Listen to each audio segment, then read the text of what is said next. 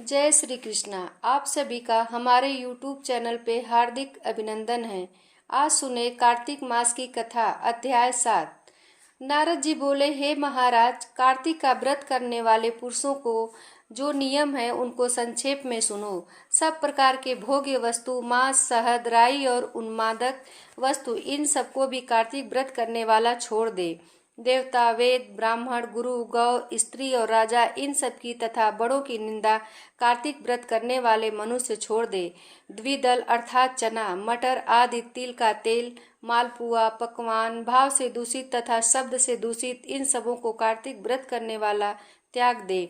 प्राणी के अंग का मांस, चूना, जम्भीरी, नींबू और अन्नों में मसूर जो मांस के समान है, तैसे ही जूठा अन्न, इन सबको कार्तिक व्रत वाला न खाए।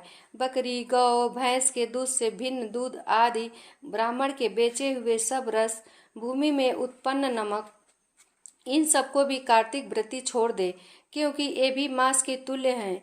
तांबे के पात्र में धरा हुआ पंचगव्य और छोटी तलैया में भरा हुआ जल और अपने लिए सिद्ध किया हुआ अन्न मांस के समान कहा गया है। ब्रह्मचर्य से रहना, भूमि पर सोना, पत्रावली में भोजन और चौथे प्रहर भोजन कार्तिक व्रती सदा करे। कार्तिक स्नान करने वाला नरक चतुर्दशी को तेल लगावे और दिनों में तेल लगाना त्याग दे।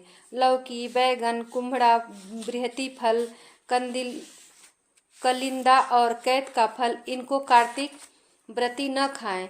रजस्वला स्त्री को भी त्याग दें और म्लेच्छ, पतित, नीच कर्मी तथा ब्राह्मणों के द्वेषी और वेद से बाहर चलने वाले, इन सबों को कार्तिक व्रत करने वाला बात भी न करे। पूर्ववर्ताओं द्वारा कहे हुए अन्न तथा सूतक अन्न को और 2 बार पकाए हुए अन्न को और जले हुए अन्न को कार्तिक व्रती न खाए। इन पदार्थों को व्रत करने वाला सब व्रतों में वर्जित करे और अपनी शक्ति से विष्णु की प्रसन्नता के लिए कृच्छ आदि व्रतों को भी करे। कुम्हड़ा, बृहति फल, तरुणी शाक, मूली, बेल, कलिंदा, आंवला, नारियल, लौकी, परवल, बेर, बैगन, लौकी शाक तथा तुलसी शाक, ये शाक क्रम से प्रतिपदा आदि तिथियों में वर्जित है। तैसे ही रविवार को आंवले का व्रती सदा त्याग करे। इन सब वस्तुओं के सिवाय और वस्तुओं को यदि व्रती त्यागे तो उन्हें ब्राह्मण को दान देकर भोग लगावे। व्रत करने वाला मनुष्य माघ में भी ऐसे ही नियम करे। प्रबोधिनी एकादशी में कहे हुए हरि का जागरण करे। उपयुक्त विधि के अनुसार कार्तिक व्रत करने वाले मनुष्य को देखकर यमदूत ऐसे भाग जाते हैं जैसे सिंह से पीड़ित हाथी भाग जाते हैं।